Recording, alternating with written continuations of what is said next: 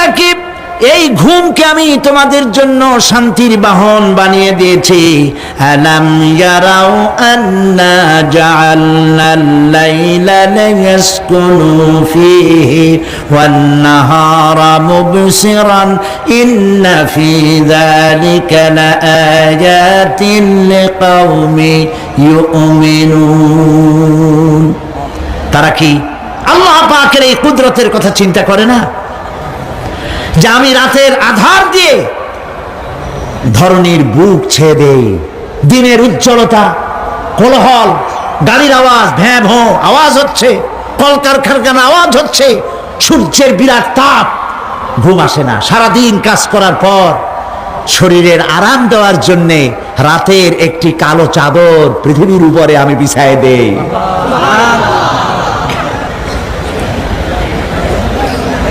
আর মানুষ আরাম গ্রহণ করে, শুধু মানুষ না, সব প্রাণী আরাম গ্রহণ করে। সুবহানাল্লাহ। এবং এরপরে দিনের আলো দিয়ে উদ্ভাসিত করি, যেন বিশ্রামের পর নতুন করে আবার কাজের সমস্ত উদ্দীপনা নিয়ে নতুন করে কাজে ঝাঁপিয়ে পড়তে পারে।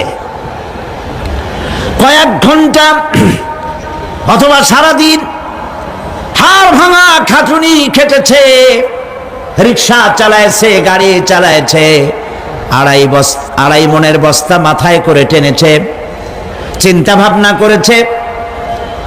এরপরে যখন এই লোকটি কয়েক ঘন্টা মাত্র নিদ্রা গেল, আরাম পেল, মস্তিষ্ক হালকা হয়ে গেল, হার্টবিট কমে গেল, হাতের পায়ের কর্মোদ্দীপনা বেড়ে গেল, নতুন করে আবার কাজ করার জন্য সুযোগ এসে গেল। দুনিয়ার মানুষকে কর্মক্ষম রাখার জন্য আল্লাহ পাক ঘুমকে বানিয়েছেন নিয়ামত। সুবহানাল্লাহ বলেন।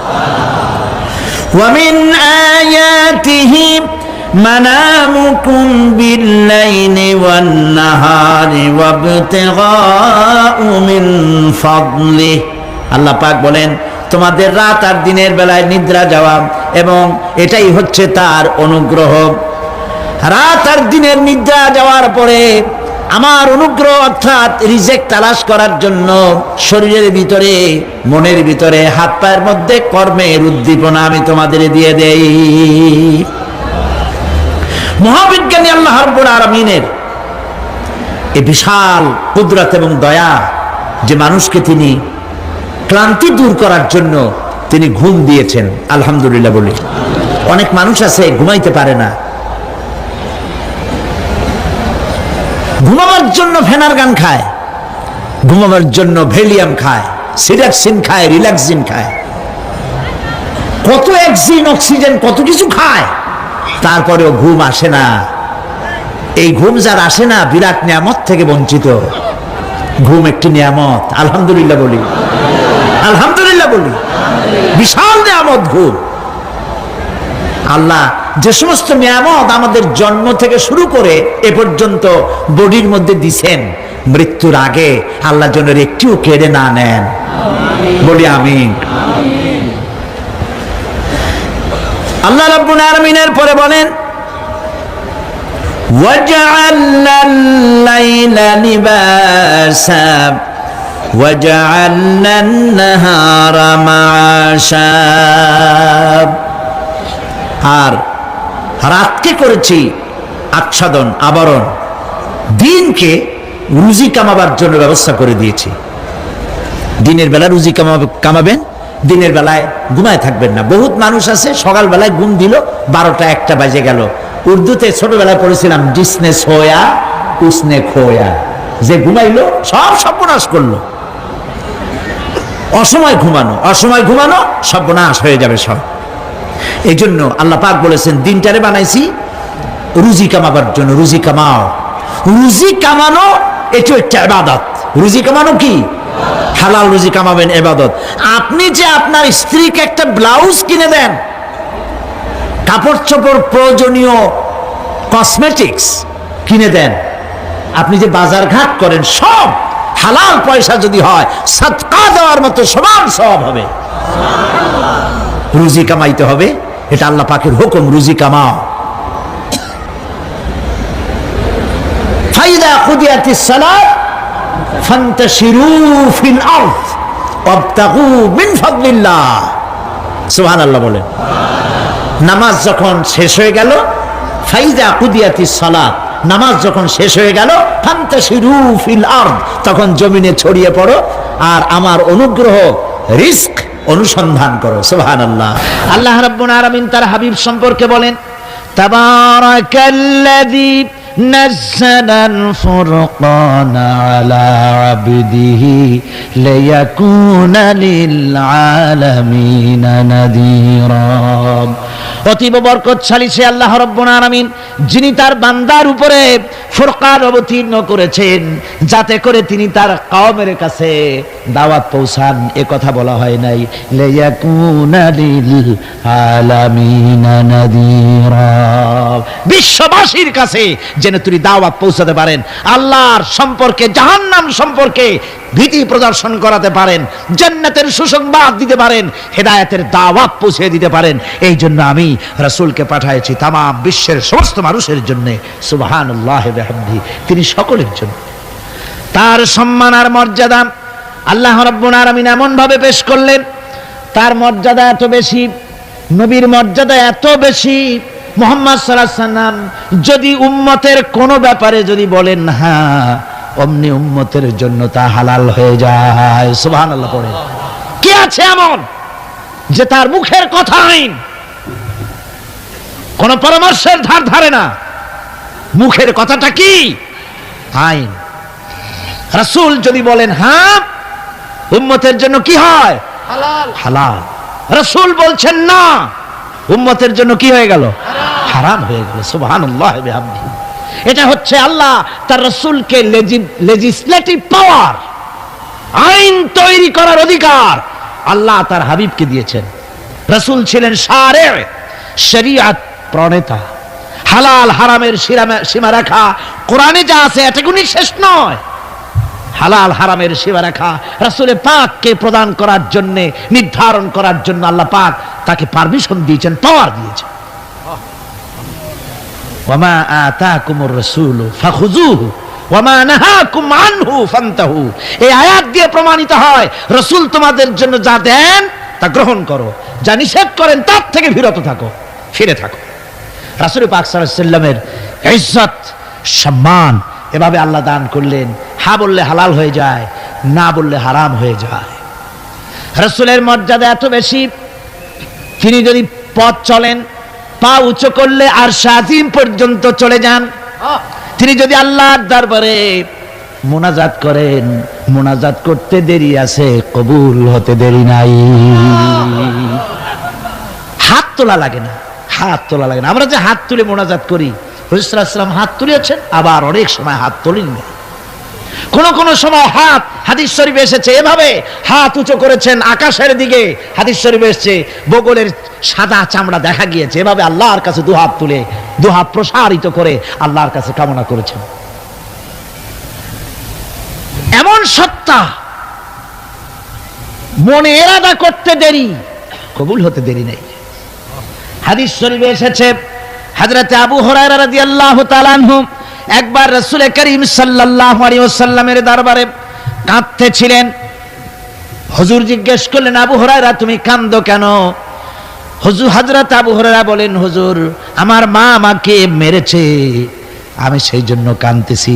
হুজুর বলেন, মা তোমাকে মারলো কেন? কোনো বেয়াদবি করেছো নাকি? তিনি বললেন, না কোনো বেয়াদবি করি নাই, তবে মারলো কেন? হযরত আবু হুরায়রা বলেন, হুজুর আমার মা হচ্ছেন মুশরিকা, আমার মা কাফের।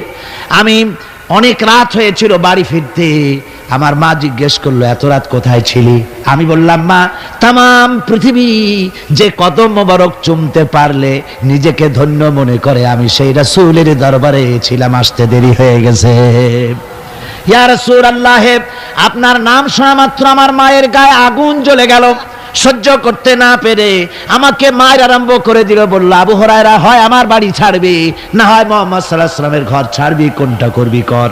আমি বললাম, মা তোমার গায়ে যত শক্তি আছে সমস্ত শক্তি দিয়ে তুমি আমাকে প্রহার করো, আমি তামাম তোমার বাড়িটা সুদ্ধা তামাম দুনিয়া ছেড়ে দিতে পারি, কিন্তু রাসূল পাক সাল্লাল্লাহু আলাইহি ওয়াসাল্লামের কদম মোবারক ছাড়তে পারি না। ভাইরা আমার, হযরতে আবু হুরায়রা কাঁদতেছেন। আল্লাহর নবী বলেন, তুমি কাঁদো কেন?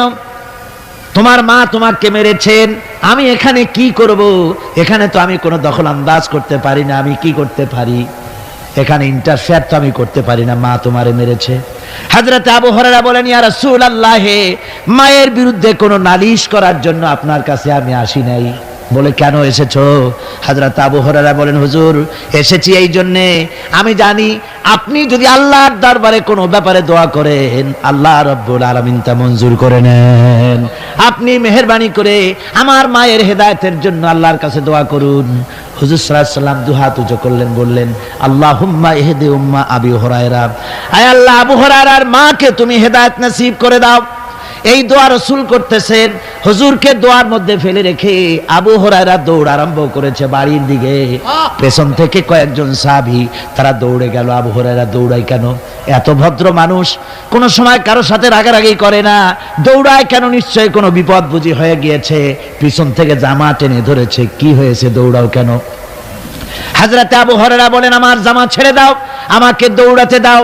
আমি দৌড়াইয়া বাড়ি পৌঁছে গিয়ে দেখতে চাই, আমি আগে দৌড়ায় বাড়িতে গেলাম না নবীজির দোয়া আমার আগে আমার বাড়ি পৌঁছে গেল। কোনটা হলো আমি সেটা দেখতে চাই। হযরত আবু হুরায়রা দৌড়াতে দৌড়াতে ঘরের কাছে গিয়ে নক করেছে। ভিতর থেকে আওয়াজ এলো, কে? কিছুক্ষণ পর মা আমার বেরোলেন, মাথার চুল দিয়া পানি পড়তেছে, বুড়া মানুষ। মা আমার কাছে এসে বলল, বাবা, তোমাকে মারার পর আমি বড় অনুতপ্ত হয়েছি, মনে মনে অনুশোচনা করেছি। আরে, আমার ছেলে তো কোনো খারাপ জায়গায় যায় নাই, কোনো খারাপ মানুষের কাছে যায় নাই, মারলাম কেন? বড় অনুতপ্ত হয়ে গেছি আমি। এই অনুশোচনা করে আমি এই মাত্র গোসল করেছি, আমাকে নিয়ে চলো তুমি বিশ্ব নবী রাসূলুল্লাহর দরবারে। আমার ভাইরা, রাসূল পাক সাল্লাল্লাহু আলাইহি ওয়াসাল্লাম, আল্লাহর নবী এমন এক মহান সত্তা ছিলেন যে তিনি দোয়া আল্লাহর দরবারে হাত উঁচু করতে দেরি আছে, কিন্তু দোয়া কবুল হতে দেরি নাই।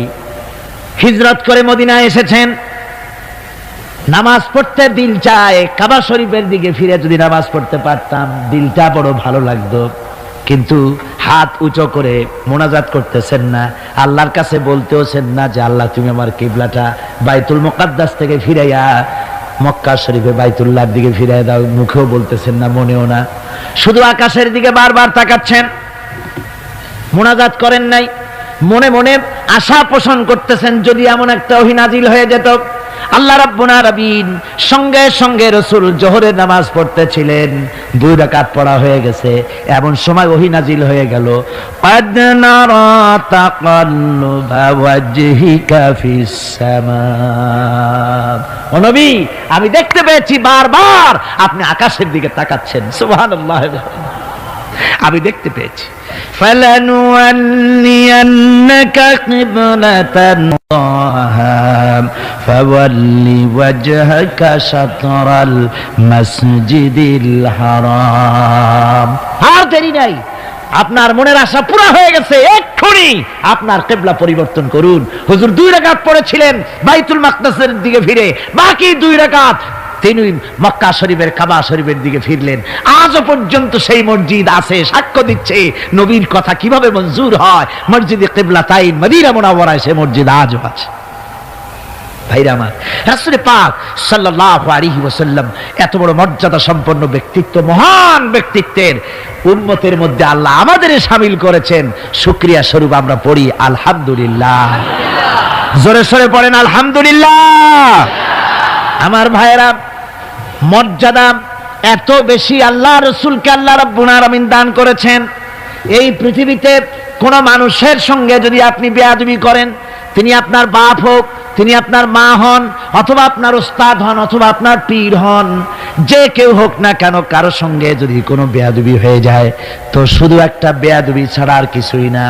কিন্তু নবীজির সঙ্গে যদি কেউ বেয়াদবি করে সেটা শুধু বেয়াদবি থাকে না, কুফরি হয়ে যায়। কি হয়ে যায়? কুফরি হয়ে যায়। রাসূলুল্লাহকে কেউ তাওহীন করলে, অসম্মান করলে, সমালোচনা করলে কাফের হয়ে যায়। যারা বলেন কি হয়ে যায়? কত বড় মর্যাদা! রাসূল পাক সাল্লাল্লাহু আলাইহি ওয়াসাল্লাম, তার সামনে সাহাবায়ে কেরাম বসা। হুজুর কথা বলছেন, সাহাবায়ে কেরাম তারাও কথা বলছেন। কথা বলতে বলতে এক পর্যায়ে সাহাবীদের গলার আওয়াজ বড় হয়ে গেছে। হুজুরের গলার আওয়াজ শোনা যায় না, সাহাবীদের গলার আওয়াজটা বড় হয়ে গেল। আল্লাহ রাব্বুল আলামিন এতটুকু বরদাস্ত করলেন, আমার নবীর গলার আওয়াজের চাইতে তোমাদের আওয়াজ বড় হলো কেন? সঙ্গে সঙ্গে ওহী নাজিল হয়ে গেল।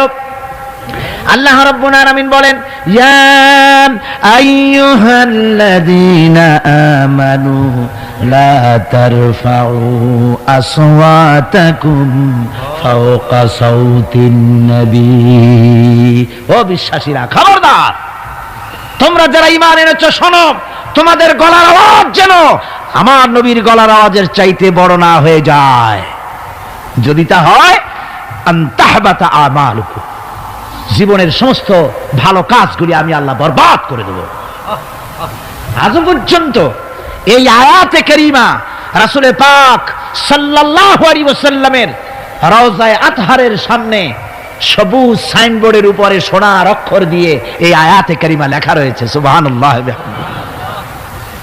সর্বকালের, সর্বযুগের সর্বশ্রেষ্ঠ মহামানব, সর্বশ্রেষ্ঠ বিশ্বনবী, আল্লাহর পরে যার মর্যাদা, তিনি হচ্ছেন মুহাম্মদ রাসূলুল্লাহ সাল্লাল্লাহু আলাইহি ওয়াসাল্লাম।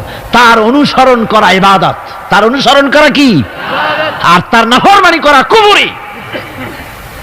আল্লাহ রাব্বুল আলামিন বলেন, নবী আপনি বলুন, কুল ইন কুনতুম তুহিব্বুনাল্লাহ ফাত্তাবিউনি ইউহিব্বুকুমুল্লাহ ওয়া ইয়াগফির লাকুম যুনুবাকুম ওয়াল্লাহু গফুরুর রহিম। নবী বলুন, তোমরা যদি আল্লাহকে ভালোবাসো, মুমিনদেরকে শোনানো হচ্ছে, শোনো, তোমরা যদি আল্লাহকে ভালোবাসো, ফাত্তাবিউনি, ও নবী আপনি বলে দেন যে তাহলে আমার অনুসরণ করো। কার অনুসরণ? নবীর। কার অনুসরণ? নবীর অনুসরণ। আল্লাহরে যদি ভালোবাসো, এ দাবি যদি সত্য হয়, আমার অনুসরণ করো। আর আমার অনুসরণ যদি করো, আল্লাহ পাক বলেন, নবী শুনায়া দেন, আপনার অনুসরণ যারা করবে আল্লাহ তাদেরকে ভালোবাসবেন। আর শুধুই ভালোবাসবেন না, তামাম জিন্দেগির সকল গুনাহ খাতা রব্বুল আলামিন মাফ করে দিবেন। জীবনের সব গুনাহ মাফ হয়ে যাবে যদি হুজুরের অনুসরণ করা যায়।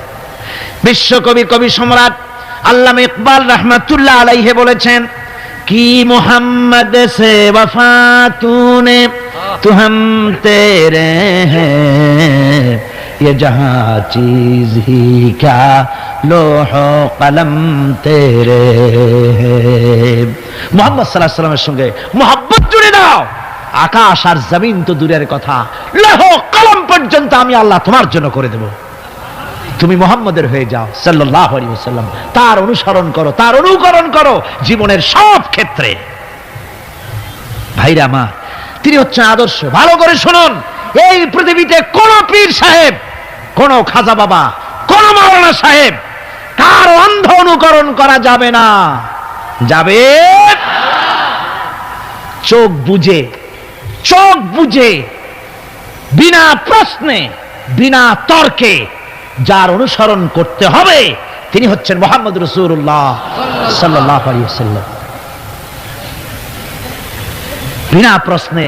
কোন পীর সাহেব বললেন সকালবেলায় 10,000 বার আল্লাহু আল্লাহু করো, আল্লাহ আল্লাহ আসতে হু জোরে, অথবা লা ইলাহা ইল্লাল্লাহ 500 বার জিকির করো, লা ইলাহা আসতে ইল্লাল্লাহ জোরে। আর ইল্লাল্লাহ কোন কোন মুরিদরা তো এত জোরে করে তাতে কলব থাকলেও পারে গেলেও পারে। আপনি ওই পীর সাহেবের কথা মতো এই জিকির করবেন, আপনাকে দেখতে হবে রাসূল পাক সাল্লাল্লাহু আলাইহি ওয়াসাল্লাম এইরকম জিকির করেছেন কিনা। ঠিক কিনা বল? সাহাবায়ে কেরাম রিদওয়ানুল্লাহ তাআলা আলাইহিম আজমাইন তারা এরকম জিকির করেছেন কিনা। যদি রাসূল এরকম জিকির করে থাকেন, সাহাবায়ে কেরাম এরকম জিকির করে থাকেন, অবশ্যই সেই জিকির আমরা করব। ঠিক কিনা? অন্ধভাবে কাউকে গ্রহণ করব না। কেউ পাগড়ি বাঁধলো, পেছনটা 6 হাত লম্বা রাখলো, আমার পীর সাহেব, সেই জন্য আমি বুঝি আমিও 6 হাতের জায়গায় বরকতের জন্য 12 হাত একেবারে লম্বা করে টানতে টানতে আসবে রাস্তার উপর, এরকম করব না। জামাটা কেমন হবে, মোষটা কেমনে কাটবো, দাড়িটা কিভাবে রাখবো, টুপিটা কিভাবে লাগাবো, খানা কিভাবে খাবো, তারপরে কিভাবে কি করব আর না করব, সবটার মানদণ্ড হচ্ছেন কে? উসওয়ায়ে হাসানা। লাকাদ কানা লাকুম ফি রাসূলিল্লাহি উসওয়াতুন হাসানা। গ্রহণযোগ্য একমাত্র মহত্তম আদর্শ হচ্ছে তোমাদের রাসূল। তাকে দিয়ে গ্রহণ করতে হবে। পায়ের নখটা কেমনে কাটবে, মাথার চুলটা কেমনে কাটবে, আদর্শ হচ্ছেন মুহাম্মদ রাসূলুল্লাহ সাল্লাল্লাহু আলাইহি ওয়াসাল্লাম। ওই রাসূলের অনুসরণ অনুকরণ করে কোন পীর সাহেব, কোন মাওলানা সাহেব যদি বলে, তাহলে তাকে অনুসরণ করা যাবে। তবে মিলায় দেখতে হবে যে কথা ঠিক আছে কিনা, উনি যা বলছেন, উনি যা করছেন, ওইটা ঠিক আছে কিনা। তা না হলে ধোকায় পড়ে যেতে হবে। কিসে পড়তে হবে? ধোকায় পড়ে যেতে হবে। আজকাল তো নানান রকম বাইর হয়েছে, বুঝলেন না? নামের আগে সৃষ্টি লাগায় দেয়। ওই যে ঢাকার কাছে এক জায়গায় একটা সদরদ্দি সৃষ্টি হইল, তারপরে তাকে উঠায় দেওয়ার জন্য কত সংগ্রাম হলো, কত মানুষ মরলো। আপনারা পত্রিকা পড়েন নাই?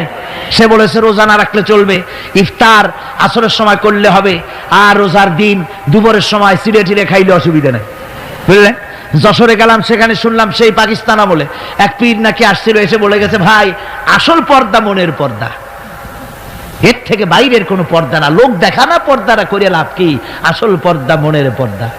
তারপরে মনে মনে নামাজ পড়ো, মনে মনে রোজা রাখো, মনে মনে হজ করো, যাকাত দাও, মনটা সাফ হয়ে গেলে তোমার আর কোনো অসুবিধা নাই। এই মনের পীর আসলো, আমি সেই এলাকায় গেলাম, যাইয়া শুনি এই রকমের কাম করছে। আমি বললাম, ওই লোকটা যদি আবার আসে, আম গাছের সাথে বান্ধা থুইও। তারপরে সে যখন বলবে যে আমার তো পেশাব পায়খানা করা লাগবে, আমারে ছাড়ো, তোমরা বলবা যে না, ছাড়া যাবে না। মনে মনে যদি নামাজ পড়া যায়, মনে মনে পেশাব পায়খানা করুন। যদি বলে আমার ক্ষুধা লাগছে অথবা পানি পান করব, তৃষ্ণা লেগেছে, বলতে হবে মনে মনে যদি রোজা রাখা যায় তো মনে মনে খাওয়া দাওয়ার কামটা সারিয়ে নেন, মেহেরবানি করে। এই ধরনের কিছু সংখ্যক লোক বেরিয়েছে, যাদেরকে লোকেরা সাহাবীদের চাইতে, নবীদের চাইতেও বড় মনে করে। আশ্চর্য কথা, বিভিন্ন জায়গায় এ ধরনের পীর হয়, তাদের আবার নওরোজ অনুষ্ঠান হয়, তাদের জন্ম দিবসে তাদেরকে গোসল করানো হয়, সেই গোসলের পানি আবার মুরিদেরা খায়। জোরে কর নাউজুবিল্লাহ, জোরে কর নাউজুবিল্লাহ।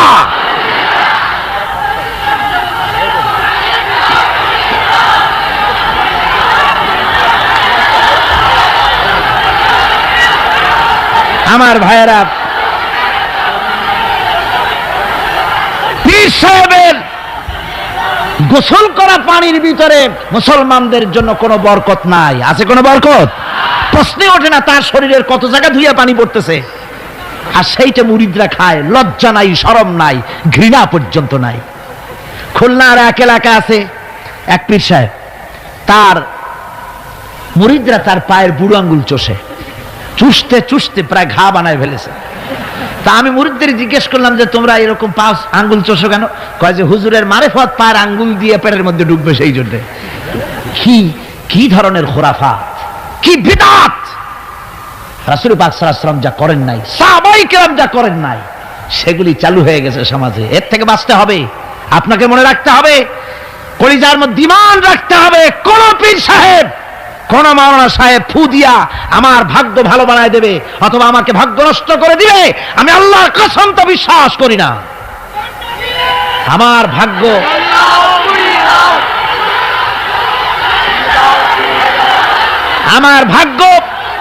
আমার তাকদীর ভালো বা খারাপ, এ সবটা হতে পারে আল্লাহর পক্ষ থেকে। কার পক্ষ থেকে? জোরে বলেন, কার পক্ষ থেকে? আল্লাহর পক্ষ থেকে হতে পারে। সুতরাং আজকে আমাদের দেশে বহুত নকল পেরিয়ে গেছে। পীর মুরিদি একসময় খুব ভালো ছিল, কিন্তু যে জিনিস যত ভালো তার নকল বেরোয় তত তাড়াতাড়ি। তবে আলহামদুলিল্লাহ, আলহামদুলিল্লাহ কিছু হাক্কানি পীর এখনো আছে, যারা সমাজের কাজ করেন, যারা ওইভাবে কদম বুঝি নেওয়ার জন্য পা আগ বাড়ায় দেয় না। কথা বুঝতে পেরেছেন? মানুষকে সর্বনাশ করে না, বরং তাদের ইলম আছে, ইলমের দ্বারা মানুষের কাছে হেদায়েতের কথা শোনায়, সমাজ গঠনমূলক কাজ করে, আল্লাহর কোরআন প্রচার করে। এ ধরনের লোক আছে, তবে এদের সংখ্যা কম। ঠিক কিনা কম? এদের সংখ্যা কম। এরা বিভিন্ন জায়গায় মাজার তৈরি করেছে, মাজারাত তৈরি করেছে। একটা দুইটা মাজার না, বহুত মাজার, গাড়ি বাস সব থামাইয়া তারপরে তাদের কাছ থেকে, মানুষের কাছ থেকে পয়সা কালেকশন করা হয়। ঠিক কিনা? এই যে পয়সা কালেকশন করা হলো, আমি জিজ্ঞেস করি এই টাকাগুলো যে কালেকশন করা হলো, দেওয়া হলো, এই টাকা দিয়ে কবরে যে শোয়া আছে, ওই টাকা দিয়ে তিনি কি কোনো ফায়দা পান? টাকা দরকার কার? জীবিত মানুষের না মরা মানুষের? তো কমন সেন্স নাই কেন মুসলমানের? যিনি ইন্তেকাল করেছেন, মাটির মধ্যে শুয়ে আছেন, তারে টাকা দেই কেন? উনি কি এই কমলার সিজনে কমলা কিনে খাবেন? তো টাকাটা কেন দেওয়া হয়? এই আপনার টাকা দিয়া এই মাজারকে যারা পাহারা দেয় তারা অনেক বড় লোক হয়ে গেছে, ঠিক কিনা? আবার অনেক মাজার আছে যে মাজারে কেডা শোয়া তা মাজারের পাহারাদারও জানে না। এরকম আমি নিজেও দেখেছি। জিজ্ঞেস করেছি যে কবর কার, কত তা তো জানি না। একজন আল্লাহর মাহবুব বান্দা শুয়ে আছে এখানে। কে সেই মাহবুব বান্দা? নাম টাম জানি না, স্বপ্নের মধ্যে দেখলাম আল্লাহর এক অলির কবর এখানে, সেই জন্য গম্বুজ বানাই দিছি।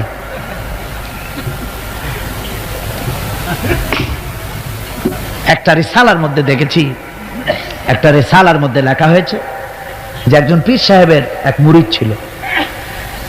তো পীর সাহেবের বাড়িতে এক মাজার আছে, সেই মাজারকে কেন্দ্র করে প্রতি বছর ওরস হয়।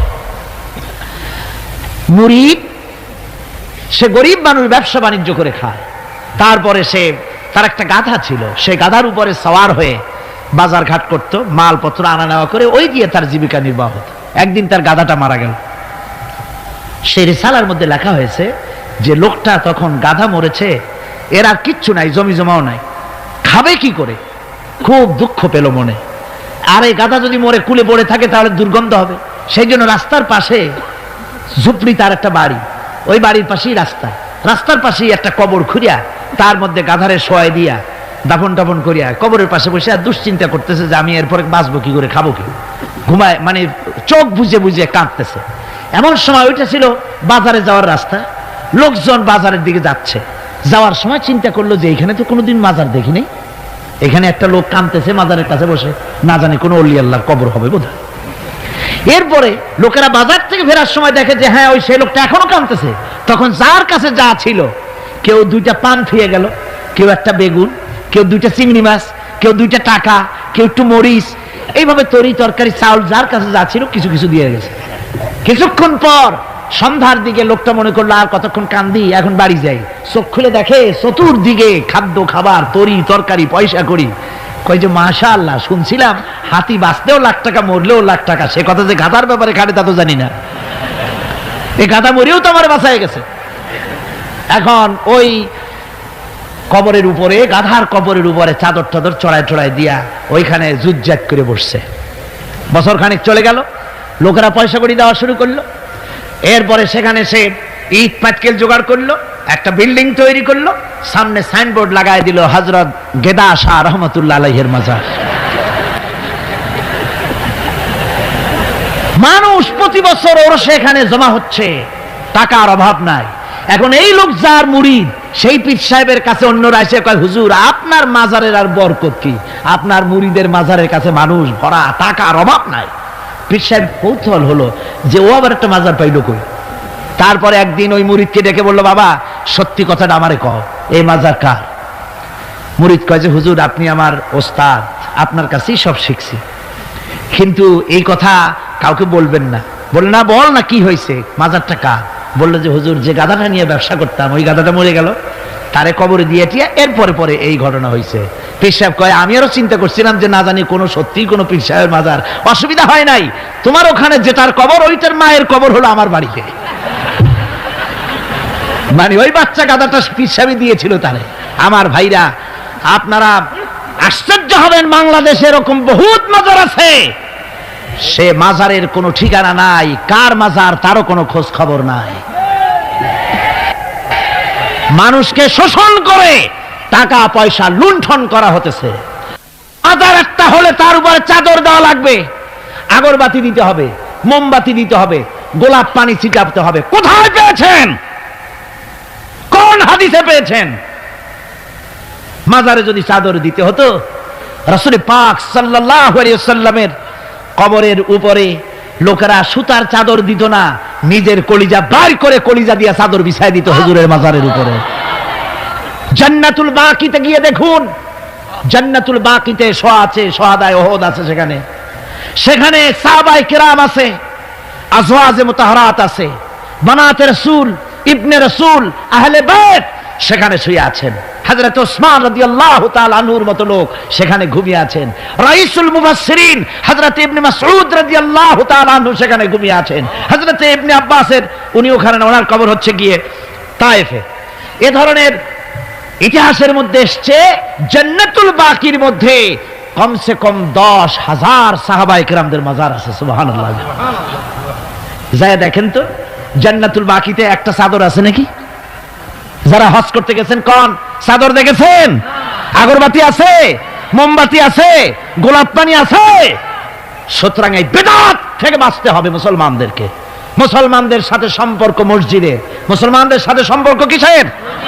অবশ্যই মাজারের সাথে সম্পর্ক নয়। মাজারের সাথে সম্পর্ক শুধু এতটুকু, আল্লাহর ওলিদের মাজারকে ঘেরাও দিয়ে সুন্দর করে রাখুন যাতে করে অপবিত্র না হয়। লোকেরা কেউ যদি আসে জিয়ারত করার সুযোগ পায়, শিরক বিদআত থেকে মুক্ত হয়ে এতটুকুন করা যেতে পারে। কিন্তু বিশাল আকারের গম্বুজ করে লাইট জ্বালাতে হবে, আগরবাতি মোমবাতি দিতে হবে, এটা সম্পূর্ণ বিদআত। এক শ্রেণীর লোকেরা এগুলি করে ব্যবসা করতেছে। সেই জন্য বলছি যে আমাদের ইত্তেবা করতে হবে রাসূলের। কার ইত্তেবা করতে হবে? যা রাসূল করেন নাই, যা সাহাবায়ে কেরাম করেন নাই, তা আমরা করতে পারি না। এই জন্য আমার মুসলমান ভাইয়েরা, আল্লাহর প্রতি ঈমান, রাসূলের প্রতি ঈমান। ঈমানের অর্থ হলো আল্লাহর নবীর যে কথাগুলি তিনি বলে গিয়েছেন তার ওসওয়াকে ধরে রাখা, রাসূলের আদর্শ দিয়ে পায়ের নখকাটা থেকে শুরু করে মাথার চুল পর্যন্ত গ্রহণ করতে হবে। নবী মুহাম্মদ রাসূলুল্লাহ সাল্লাল্লাহু আলাইহি ওয়াসাল্লামের তিনি যেভাবে যা করেছেন তার উল্টা পাল্টা একটাও করা যাবে না, সব করতে হবে কার কথা মতো? রাসূল পাক সাল্লাল্লাহু আলাইহি ওয়াসাল্লামের কথা মতো। রাসূলের প্রতি ঈমান এর অর্থ হলো তিনি হচ্ছেন আইনদাতা। তিনি আইন ও বিধান দিয়েছেন আল্লাহর পক্ষ থেকে। আইন ও বিধান কার পক্ষ থেকে দিয়েছেন? আল্লাহর পক্ষ থেকে। তিনি যে বিচার করেছেন সেই বিচারক হিসাবে তাকে গ্রহণ করতে হবে। তিনি যে বিধান দিয়েছেন সেটাই মানতে হবে। তিনি শাসক ছিলেন, তিনি রাষ্ট্রপতি ছিলেন, তিনি সব ছিলেন, সকলের জন্য তিনি আদর্শ। তিনি যুবকের আদর্শ, তিনি নানার আদর্শ, তিনি স্বামীর আদর্শ, তিনি পিতার আদর্শ, তিনি রাষ্ট্রপতির আদর্শ, তিনি সেনাপতির আদর্শ, তিনি শ্রমিকের আদর্শ, তিনি সকলেরই আদর্শ। ঠিক কিনা কন? সকলের আদর্শ। রাসূলের ফয়সালা প্রত্যেকটি উম্মতকে মানতে হবে। একবার একজন মুসলমান আর একজন ইহুদি রাসূলের কাছে গিয়ে উপস্থিত হলেন। ইহুদি গিয়ে নালিশ করলো হুজুরের কাছে মুসলমানের বিরুদ্ধে। হুজুর সাল্লাল্লাহু আলাইহি ওয়াসাল্লাম সে নালিশ শুনে তিনি ফয়সালা দিলেন ইহুদির পক্ষে। মুসলমান ব্যক্তি অসন্তুষ্ট হয়ে গেলেন।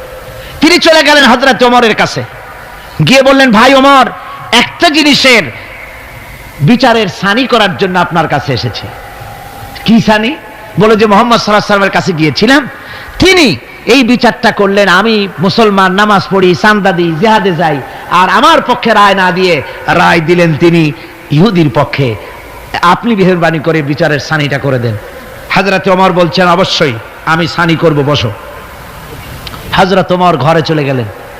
ঘরের ভিতর থেকে একটা তরবারি নিয়ে এলেন। তরবারিকে খাপ মুক্ত করে তিনি বললেন, আল্লাহর বান্দা, যে ব্যক্তি মুহাম্মদ রাসূলুল্লাহ সাল্লাল্লাহু আলাইহি ওয়াসাল্লামের ফয়সালা করে দেওয়ার পর তার ফয়সালার সানি করতে আসে, ওর সানিটা, ওর ফয়সালাটা এরকম করে করে দিতে হয়। তরবারি দিয়ে আঘাত দিলেন, লোকটি দুই টুকরা হয়ে পড়ে গেল। আমার বন্ধুগণ, সারা এলাকায় সারা পড়ে গেল, মুসলমান, হযরত ওমর মুসলমান হত্যা করেছেন। তার ওই নিহত ব্যক্তির আত্মীয় স্বজনরা দিয়ত দাবি করতে এলো। আল্লাহ রাসূলের কাছে আল্লাহ পাক জানিয়ে দিলেন যে এই লোক হযরত ওমর কোন মুসলমান হত্যা করেনি, হযরত ওমর যাকে হত্যা করেছে সে ব্যক্তি মুনাফিক। সে ব্যক্তি কি? মুনাফিক। অর্থাৎ হে রাসূল, আপনি ফয়সালা দেওয়ার পর সেই ফয়সালা যে মানে না, দ্বিধাদ্বন্দ্বে ভোগে, ওই ফয়সালা গ্রহণ করতে রাজি হয় না, সে মুমিন নয়, মুসলমান হিসেবে দাবি করতে পারে না, তার জমিনে বেঁচে থাকার অধিকারও সে হারিয়ে ফেলে। আমার মুসলমান ভাইরা, আল্লাহ রাব্বুল আলামিন আমাদের জন্য এভাবে করে তিনি আমাদের রাসূল পাক সাল্লাল্লাহু আলাইহি ওয়াসাল্লামকে দিয়েছেন, ওসওয়া করে দিয়েছেন। তার ইতাআত করা, তার আনুগত্য করা দুনিয়াবাসীদের জন্য ফরজ করে দেওয়া হয়েছে। আল্লাহ রাব্বুল আলামিন বলেন, ওমা আরসালনা মির রাসূলিন ইল্লা লিইউতা'a বিইذনিল্লাহ। আমি যে রাসূল পাঠিয়েছি তাদের আনুগত্য করতে আমি বাধ্য করে দিয়েছি। তাদের আনুগত্য শুধু এই জন্যই করতে হবে লোকদেরকে, যেহেতু তারা নির্দেশ করেন আল্লাহর হুকুম অনুযায়ী। আল্লাহর নির্দেশ অনুযায়ী নবীদের আনুগত্য সকলেরই করা লাগবে। মাইয়ুতির রাসূলা ফাকাদ আতা আল্লাহ। আল্লাহ পাক বলেন, যে ব্যক্তি রাসূলের আনুগত্য করে সেজন্য আমি আল্লাহ রাব্বুল আলামিনের আনুগত্য করলো। জোরে বলেন সুবহানাল্লাহ। এরপরে আল্লাহ রাব্বুল আলামিন বলেছেন, ইয়া আইয়ুহাল্লাযীনা আমানু আতিউল্লাহা ওয়া আতিউর রাসূল ওয়া লা তুবতিলু আমালাকুম। আল্লাহ পাক বলেন, ও বিশ্বাসীরা, তোমরা আনুগত্য করো আল্লাহর এবং আনুগত্য করো রাসূলের। কোন ব্যাপারে কোন তো? আনুগত্য যে আল্লাহ করতে বললেন আল্লাহর এবং রাসূলের, কোন ব্যাপারে আনুগত্য? সমস্ত ব্যাপারে, জীবনের সকল অঙ্গনে আনুগত্য করতে হবে। কার? আমি দেখতে পাচ্ছি মাঝখান থেকে দুই একজন লোক হাঁটেন, আমি কিন্তু আগেই নিষেধ করেছি এই বেয়াদবি আল্লাহর হস্তে কেউ করবেন না। আপনার হাঁটার কারণে অন্য লোকেদের শোনার মধ্যে ডিস্টার্ব হয়, এই বেয়াদবি কেউ করবেন না। ভাইরা আমার, আল্লাহ এবং রাসূলের আনুগত্য করতে হবে জীবনের সকল ক্ষেত্রে। রাসূল পাক সাল্লাল্লাহু আলাইহি ওয়াসাল্লাম শুধু নামাজের কথা বলেছেন, শুধু রোজার কথা বলেছেন, হজ আর যাকাতের কথা বলেছেন, আর কিছু বলেন নাই নাকি? বলেছেন কিনা? রাসূলুল্লাহ রাজনীতি করেছেন কিনা? রাসূলুল্লাহ প্রেসিডেন্ট ছিলেন কিনা? যুদ্ধ করেছেন কিনা? কিন্তু আজ আমাদের দেশে শুনতে হয় রাসূলের প্রতি ঈমানের অর্থ কি? ঈমানের অর্থ শুধু এতটুকু নয়, রবিউল আউয়াল মাস আসবে আর তুম পে লাখো সালাম, আর সারা বছর খোঁজ নাই। খুব সুন্দর করে দরুদ শরীফ, মিলাদ শরীফ পড়বেন, আর রাসূলের আইন অমর্যাদা হবে। রাসূলের আইন সংসদে থাকবে না, পার্লামেন্টে থাকবে না, কোর্ট কাছারি আদালতে থাকবে না।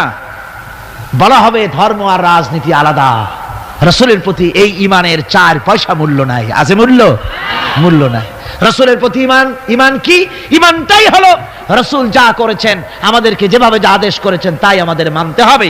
উম্মতের এটা দায়িত্ব। কিন্তু আমরা এমনই উম্মত, আমরা নিজেরা ফয়সালা করি নিজেদের।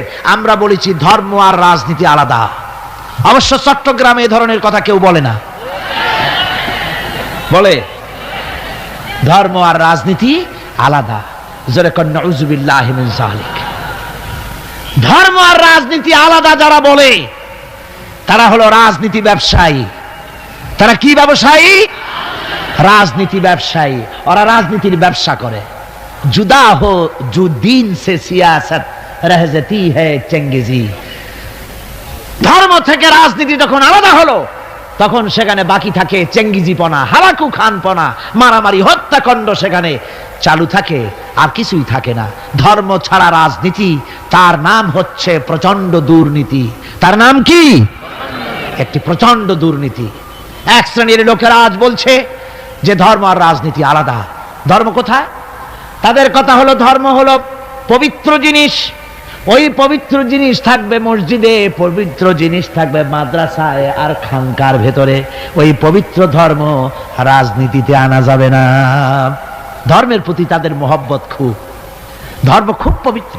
আল্লাহকে যেন বলা হচ্ছে, আল্লাহ আর হে রাসূল, তোমরা দুজনা মসজিদ আর মাদ্রাসায় থাকো, আমাদের জীবনের বিস্তীর্ণ অঙ্গনে তোমাদের প্রতি 144 92 ক ধারা 144 ধারা জারি করে দিলাম। আমাদের জীবনের বিস্তীর্ণ অঙ্গনে তোমরা আইসো না, তোর মসজিদে থাকো, মাদ্রাসায় থাকো, আমরা সুযোগ পাইলে তোমার একটা সেজদা দিয়ে আসবো গিয়া। আর আল্লাহ তোমার একটা সেজদা পাওয়ার জন্য দারুণ ভাবে কাঙ্গাল হয়ে আছে না? নাউযুবিল্লাহি মিন যালিক। যারা বলে ধর্ম আর রাজনীতি আলাদা, তারা সুস্পষ্ট মুনাফিক। যারা বলেন তারা কি? এই লোকগুলি হচ্ছে ধর্মনিরপেক্ষবাদী, সেকুলারিজম, ধর্মনিরপেক্ষ মতবাদের লোক। তারা বলে যে ধর্মনিরপেক্ষ, ধর্মের ব্যাপারে নিরপেক্ষতা অবলম্বন করা লাগবে। এরা খুব সুচতুর, ভাতের ব্যাপারে নিরপেক্ষতা অবলম্বন করে না। আপনারা কোন যে জিনিস যত বেশি প্রয়োজন আমরা তার পক্ষে থাকি না নিরপেক্ষ থাকি? ভাতের ব্যাপারে নিরপেক্ষ লোক আছে নাকি এখানে? ডায়াবেটিসের রোগী ছাড়া ভাতের ব্যাপারে নিরপেক্ষ লোক নাই, সবই পক্ষে। আচ্ছা, ঘুমটা আমাদের জন্য জরুরি কিনা? এই ঘুমের আমরা পক্ষে না বিপক্ষে? নিরপেক্ষ আছে কেউ নাই। বিবাহ যারা করে নাই সেই সব যুবকদের জন্য বিবাহটা জরুরি কিনা? এই জরুরি বিষয়ের প্রতি যুবকদের কি মত? এ ব্যাপারে কি নিরপেক্ষ না পক্ষে? খুব জোরেই বলেছে পক্ষে। তাহলে বোঝা গেল যে জিনিস যত বেশি জরুরি আমরা সেইটার পক্ষে, আর যেটা জরুরত নাই আমরা সেটা পক্ষে নাই। তাহলে ধর্ম কি এতই অজরুরি বিষয় যে এইটার ব্যাপারেই আমরা শুধু নিরপেক্ষ হয়ে থাকবো? নাউযুবিল্লাহি মিন যালিক। ধর্মের ব্যাপারে নিরপেক্ষতা অবলম্বনকারী একটা রাজনৈতিক দল আমাদের দেশে কাজ করতেছে, ঠিক কিনা? ধর্ম নিরপেক্ষ মতবাদের সপক্ষে তারা কোরআনে কারীমের আয়াত বলে। তারা বলে মৌলভী সাহেবরা কি বুখারী পড়ে নাই? বুখারীর মধ্যে আছে লাকুম দীনুকুম ওয়ালিয়া দীন। আর অনুসারীরা তখন চিন্তা করে, বাপরে, আমাদের নেতি খান বুখারীও পড়ে, আজীব তামাশা। লা ইকরাহা ফিদ্দীন, এর মধ্যে ধর্ম নিরপেক্ষতার গন্ধ নাই। সূরাটির নাম হচ্ছে সূরা কাফিরুন। সূরাটির নাম কি? কাফেরেরা বলেছিল, হে মুহাম্মদ সাল্লাল্লাহু আলাইহি ওয়াসাল্লাম, ধর্মের ব্যাপারে আমাদের ভিতরে বড় ঝগড়াঝাটি প্রায় লেগে থাকে, সুতরাং ধর্ম নিয়ে বাড়াবাড়ি না করে আসো, আমরা এক কাজ করি, তোমরা কিছুদিন আমাদের প্রতিমাগুলির সামনে এসে একটু পূজা দিয়ে যাও, আর আমরাও কয়েকদিন তোমাদের মসজিদে গিয়ে আল্লাহর সেজদা দিয়ে আসবো। এইভাবে আমরা ধর্মকে 50-50 ভাগাভাগি করে নেই। কাফেরেরা, তোমরা যার ইবাদত করো আমরা তার ইবাদত করি না, আবার আমরা যার ইবাদত করি তোমরা তার ইবাদত করো না, সুতরাং লাকুম দীনুকুম ওয়ালিয়া দীন। সুতরাং তোমাদের ধর্ম তোমাদের জন্য, আমাদের ধর্ম আমাদের জন্য। তার মানে তোমরা তোমাদের ধর্ম নিয়ে থাকো, আমরা আমাদের ধর্ম নিয়ে থাকি। এটা কি নিরপেক্ষের কথা হলো না পক্ষের কথা হলো?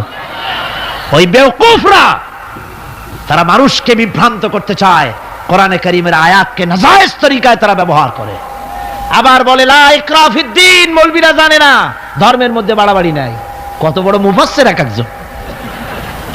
ধর্মের মধ্যে বাড়াবাড়ি নাই, লা ইকরাহা ফিদ্দীন, ধর্মে বাড়াবাড়ি। এটা কিসের কথা? এ কথাটা হচ্ছে মুসলমানদেরকে বলা হচ্ছে, অমুসলিমদেরকে বাধ্যতামূলক ভাবে ভয় দেখিয়ে, প্রলোভন দেখিয়ে, ত্রাস সৃষ্টি করে কোন ক্রমে তাদেরকে মুসলমান বানানো যাবে না। ইচ্ছে করে যদি কেউ আসে ইসলামের সৌন্দর্য মুগ্ধ হয়ে, মোস্ট ওয়েলকাম, তাকে গ্রহণ করো। বাড়াবাড়ি করা যাবে না, ভয় দেখানো যাবে না, লোভ দেখানো যাবে না। এটা হলো লা ইকরাহা ফিদ্দীন।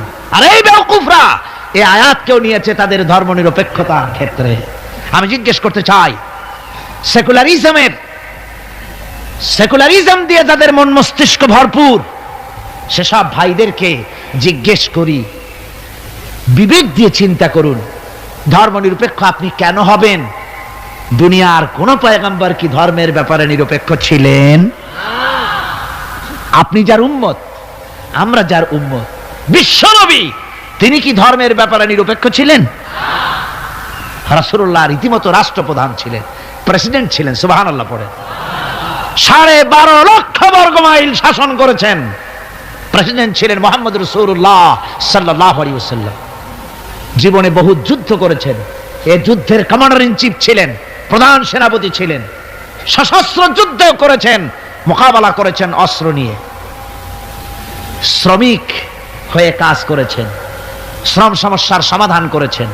মসজিদে নববী ছিল এই রাজনীতির প্রাণ কেন্দ্র। মসজিদে নববী কি ছিল? রাজনীতির প্রাণ কেন্দ্র। রাসূলুল্লাহ এখানে বসেই রোম, শাম, পারস্য বিজয়ের পরিকল্পনা করতেন। এখানে বসেই উহুদ, বদর, হুনাইন, ইয়ারমুক যুদ্ধের সৈন্য রিক্রুট করেছেন মসজিদ নববীর ভেতরে বসে, এখানে বসে রাষ্ট্রদূতদের সঙ্গে সাক্ষাৎ প্রদান করেছেন, বিচার ফয়সালা করেছেন মসজিদের মধ্যে। আর আজ বলা হয় মসজিদের মধ্যে রাজনীতি বলতে দেওয়া হবে না। মসজিদের মধ্যে কেউ কি ইলেকশনের কথা, মসজিদের মধ্যে কেউ কি তার দলের কথা বলে? বলে কোরআনের রাজনীতির কথা। কিসের রাজনীতির কথা বলে? কোরআনের রাজনীতির কথা বলে। সুতরাং ধর্ম আর রাজনীতি আলাদা, এই কথা যারা বলে, এই সেকুলারিজমের লোকেরা, তারা শুনে রাখুন, ধর্মনিরপেক্ষ মতবাদ একটি কুফরি মতবাদ। এটি কি মতবাদ? জোরে বলতে হবে, এটা কি মতবাদ? এটি একটি কুফরি মতবাদ। ধর্ম নিরপেক্ষতার মানে হচ্ছে ধর্মহীনতা। ধর্মনিরপেক্ষতার মানে কি? ধর্মহীনতা। ওরা কোনদিন সব সময় বলবে ধর্মকে ব্যবহার করতেছে রাজনীতিতে। বেচারা তোমরাও ধর্মের কথা বলো না, তা ওরা বলবে না। ওরা ওদের কর্মীদেরকে কখনো নামাজের কথা বলবে না। যদি বলে, তা বলে এই জন্য, তোমরা নামাজ পড়ো মসজিদে যাইয়া দেখো কেউ রাজনীতির কথা বলে নাকি। নামাজ পড়ার জন্য নয়, রাজনীতি কেউ করে নাকি তা দেখার জন্য, গোয়েন্দাগিরি করার জন্য। হায় রে কপাল পোড়ার দল। আমার দেশে এই ভণ্ডামি ছিল না। ধর্মনিরপেক্ষ মতবাদ একটা ভণ্ডামি।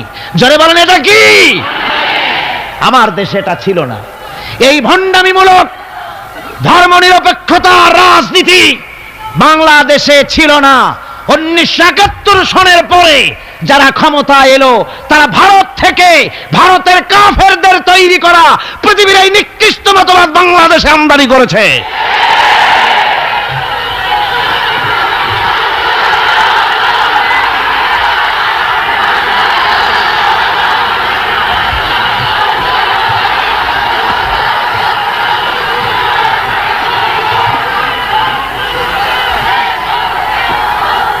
আমার মুসলমান ভাইয়েরা,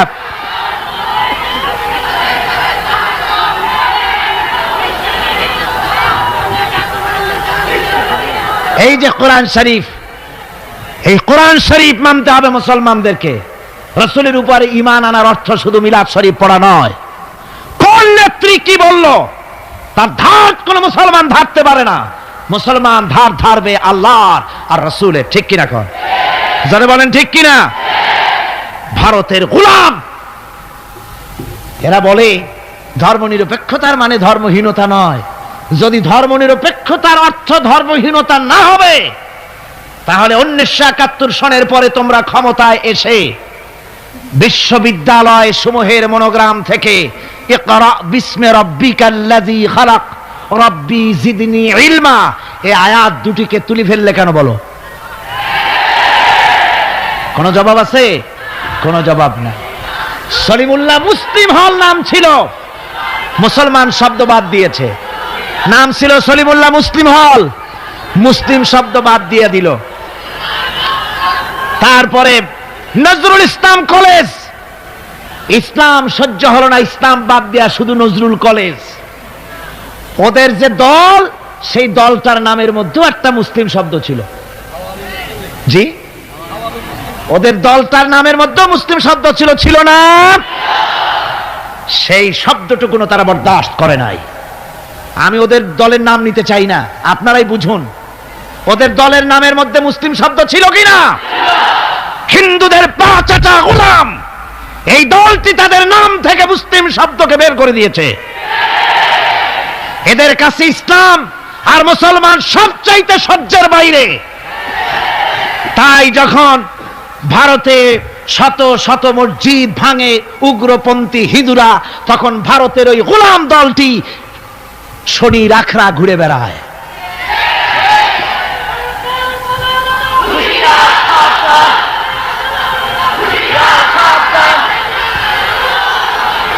আমার মুসলমান ভাইদের খেদমতে আমি আরজ করতে চাই, মুসলমানদের কাজ বুঝতে হবে। ধর্মনিরপেক্ষ মতবাদ মুসলমানদের জন্য জায়েজ নাই, হারাম। দুনিয়ার সব আলেম একমত, এই ফতোয়ার উল্টা কেউ ফতোয়া দিতে পারবে না। দুনিয়ার সব মুফাসসিরিন, মুহাদ্দিসিন, উলামায়ে কেরাম, মুফতি সব একমত, ধর্মনিরপেক্ষ মতবাদ কুফরি মতবাদ। কি মতবাদ?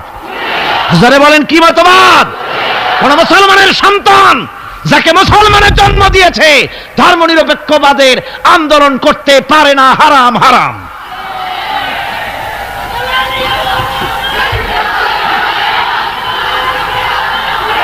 আমার বন্ধুগণ, এই কোরআন শরীফের ভিতরে রয়েছে, আল্লাহ পাক এখানে বলে দিয়েছেন, দেখুন, যদি ধর্ম আর রাজনীতি আলাদা হবে তাহলে ইউসুফ আলাইহিস সালাম প্রেসিডেন্ট হলেন কেন? সূরা ইউসুফ আছে না কোরআন শরীফে? হযরত ইউসুফ আলাইহিস সালাম জেলে গিয়েছিলেন, দীর্ঘদিন জেলে ছিলেন। জেল থেকে বেরিয়ে এসে মিশরের অর্থ এবং খাদ্য দুটি মন্ত্রণালয়ের দায়িত্বশীল মন্ত্রী হয়েছিলেন, আছে কোরআন শরীফে। গোটা মিশরের প্রেসিডেন্ট হয়েছিলেন, আছে কোরআনে। সুলাইমান আলাইহিস সালাম গোটা পৃথিবীর প্রেসিডেন্ট ছিলেন, আছে কোরআনে। মুহাম্মদ সাল্লাল্লাহু আলাইহি ওয়াসাল্লাম প্রেসিডেন্ট ছিলেন, আছে কোরআনে। সর্বত্র পয়গম্বরেরা রাজনীতি করেছেন। এই দুশ্চরিত্র লোকগুলি ভারতের গোলামেরা, তাদের কথা হলো আলেম ওলামারা রাজনীতি করবে না, ধর্মীয় মাহফিলে রাজনীতি হবে না। বাংলাদেশ তোমার বাপের সম্পত্তি, এমন ভাবে কথা বলে বাংলাদেশে ধর্ম নিয়ে রাজনীতি করতে দেওয়া হবে না। মনে হয় যেন বাপ এই বাংলাদেশ ওর বাপের সম্পত্তি আর আমরা ঘর জামাই থাকি।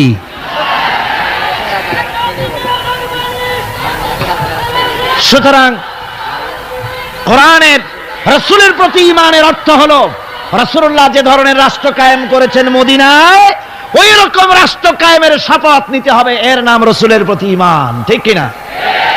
শুধু জামা কাপড় সুবিধা যেটা সেইটা, সুবিধাবাদ জিন্দাবাদ। রাসূলুল্লাহর সুন্নত দুই রকম। সুন্নত কয় রকম?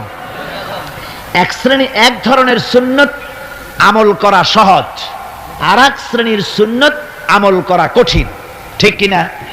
আমি কিন্তু সুন্নতের মর্যাদা সম্পর্কে কথা বলছি না, আমি বলছি আমলের ব্যাপারে ধরনটা। এক শ্রেণী রাসূলের কোন সুন্নতের কদর কিন্তু কম নয়, আকাশ আর জমিন বিক্রি করলেও রাসূলের একটা সুন্নতের সমান মর্যাদা হবে না। রাসূলের সুন্নত পালনের মধ্যে দুই ধরনের, একটা সুন্নত হচ্ছে পালন করা খুব সহজ, আর একটা পালন করা কঠিন। সহজ সুন্নত হলো চোখে সুরমা লাগানো, সহজ সুন্নত দুপুরে খাইয়া আরামে ঘুমানো, সহজ সুন্নত হলো কদু খাওয়া, সহজ সুন্নত খাবারের পরে মিষ্টি খাওয়া, এগুলি হলো সহজ সুন্নত। আর কঠিন সুন্নত হচ্ছে বদরের প্রান্তরে কাফেরদের মোকাবেলায় দাঁড়ানো। কঠিন সুন্নত হচ্ছে উহুদের ময়দানে দান মোবারক শহীদ করার সুন্নত। কঠিন সুন্নত হচ্ছে বাতিলের বিরুদ্ধে মানুষের তৈরি করা মতবাদকে উৎখাত করে আল্লাহর জমিনে আল্লাহর দ্বীন কায়েম করার সুন্নত। আমি আজ এই বিশাল জনতাকে জিজ্ঞাসা করতে চাই, আপনারা রাসূলের সহজ সুন্নত আমরা যেভাবে পালন করব, কঠিন সুন্নতটা পালন করতে রাজি আছেন? তাহলে বাংলাদেশের বুকে ধর্ম নিরপেক্ষতার মুখে লাথি মেরে কোরআনের রাজ কায়েম করতে রাজি আছেন? দুহাত উঁচু করে দেখান। আলহামদুলিল্লাহ, আলহামদুলিল্লাহ।